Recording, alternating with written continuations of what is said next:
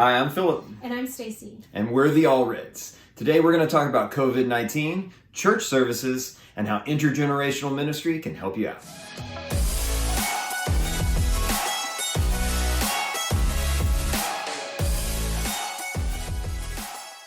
So let's start off. Philip, tell everybody what intergenerational ministry is.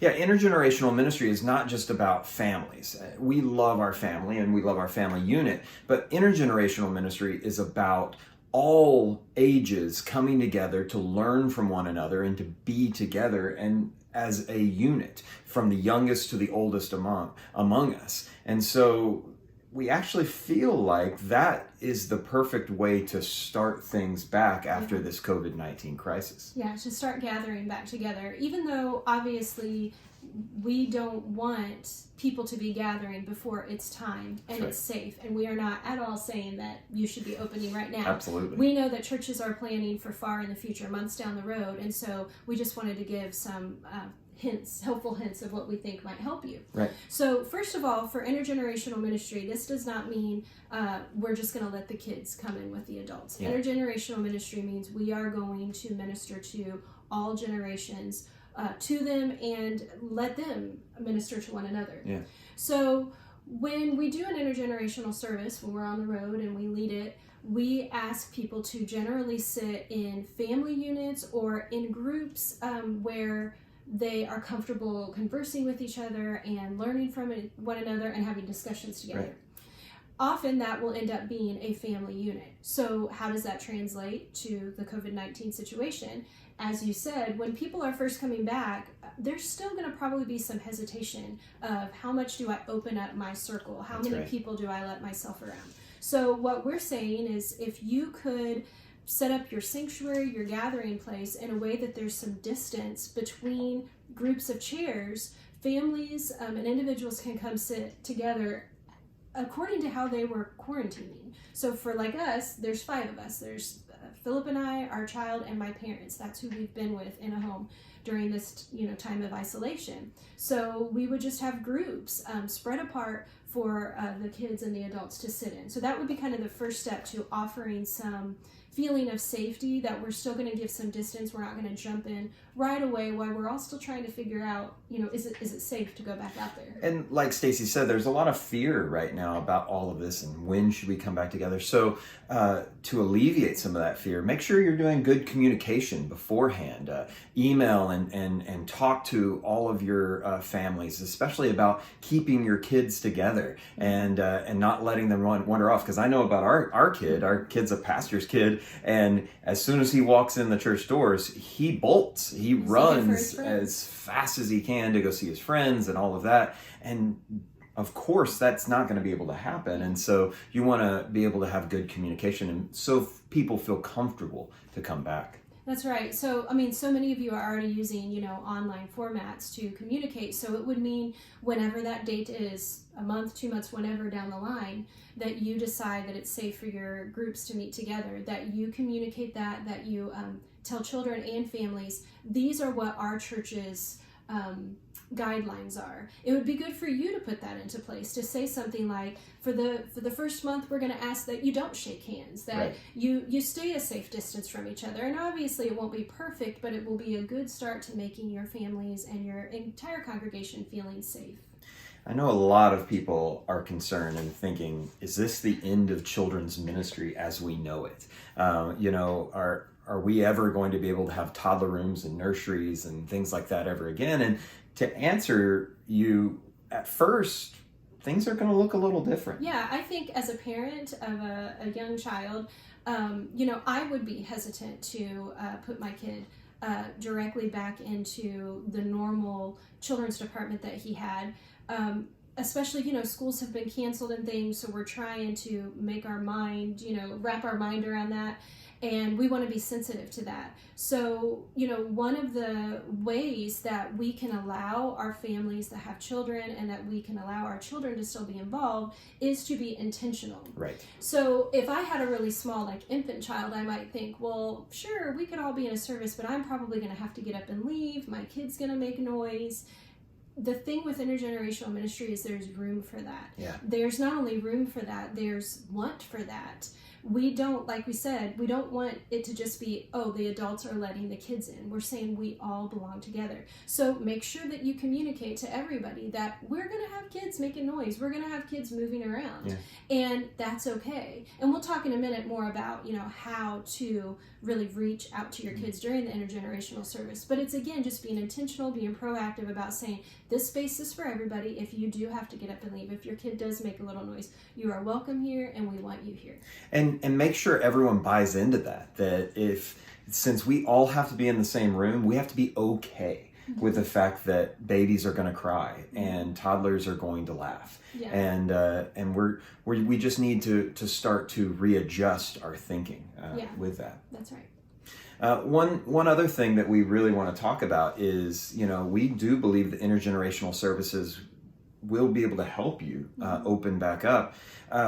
But you can't just do things the way you've always done it and add a coloring page for your kids. Your kids need to feel like they are a part of the service. That's right. And this is a really great opportunity. I mean, obviously every week we have people who are excited and want to walk in the doors of the church.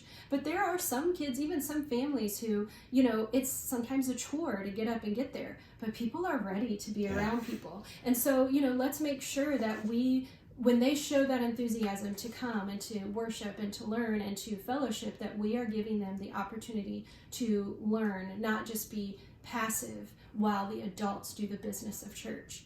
Now that we've said a little bit about what intergenerational ministry is, let's talk about how to take that concept and put it into a actual service. Yeah. So what would you say to a lead pastor as they're thinking about the planning of a service? Yeah, I was a lead pastor for many years, and I need to let you know that 30 to 40 minute sermons with kids in the room, it's going to be a struggle. What I would suggest is that you think about splitting your sermon up. Maybe think about doing your intro at one point, maybe a biblical interpretation at one point, and something practical at another. Just split it up. Don't do it all at one time during the service. You can have music in between one of those breaks. You can have announcements, a teaching video, a teaser video or something. Anything to kind of break it up will help with those attention spans that have a harder time sitting through one long segment. Whenever we're putting together an intergenerational service, the most important thing is asking the congregation that we're going to be a part of, what is your style? What do you need? Because you know your congregation better than anybody does. Once you have begun to think about that, I just say ask questions. Get your staff together, whether it's on a Zoom call or whatever you need to do. Make sure you're including whoever is involved with your children and with your youth. If you have a seniors ministry, anything like that, you need to get them all together so that you can get their input. And then begin to ask questions such as, how can we reach them where they're at? How can we make sure that whatever our message is for that day, that they will walk away with an understanding of it? And then ask, how can they contribute back? Because that's really such an important part of getting all of our ages together, is realizing that we all have things to learn from each other. The kids teach as well as the adults do.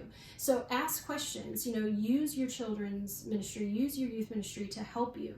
So when you're planning the service, it might look something like, you do break up your sermon, like Philip said, and in the middle of it, you have the children's leader come up, children's pastor come up and give a little object lesson that's on the topic of whatever you're talking about. It could be having the youth pastor reach out to a family in your church that has a couple siblings that can lead a worship song.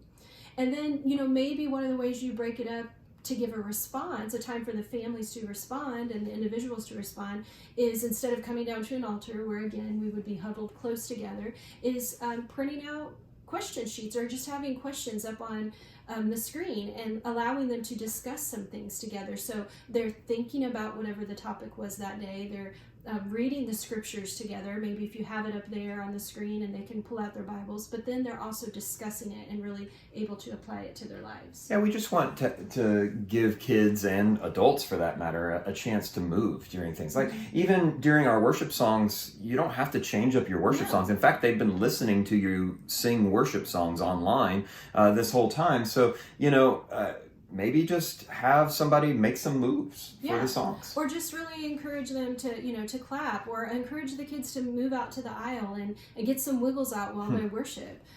Anything that you can do to ask questions. You've probably got a staff full of ideas, and you guys know your group better than anybody. So ask those questions, figure out ways to move, to keep things from being really long segments where there's only one, focus, and making sure that there is a way to respond, that they are able to interact with whatever the material is that's being presented. We have planned lots of intergenerational services over the last year, and we have loved it so much, and we constantly get feedback that the churches that we go to really enjoy it. And we use the word family a lot, but we really mean more the church family. Yeah. We don't just mean, family units who have the same last name. This might be the beginning of you using this kind of format more often. And if so, we would love to help you with that. We would love to answer any questions you have, or to just help you find your direction as we figure out ways to meet together in a safe way. And again, we just want to say, we are not at all advocating that this week you open up those doors. We just know that you're planning ahead, you're thinking ahead, and we just thought, hey, this might be a way to begin to meet together in the future, and so we wanted to share this with you. Yeah, if your people are like me, you're hungry to hug everybody and to do those kinds of things, but we understand that just can't happen yet. But we hope that maybe this can help you as you move forward. Yes, and we pray for everybody who sees this video. Pray that God will help you, will give you wisdom and discernment as you figure out what's best for your church community. Thanks.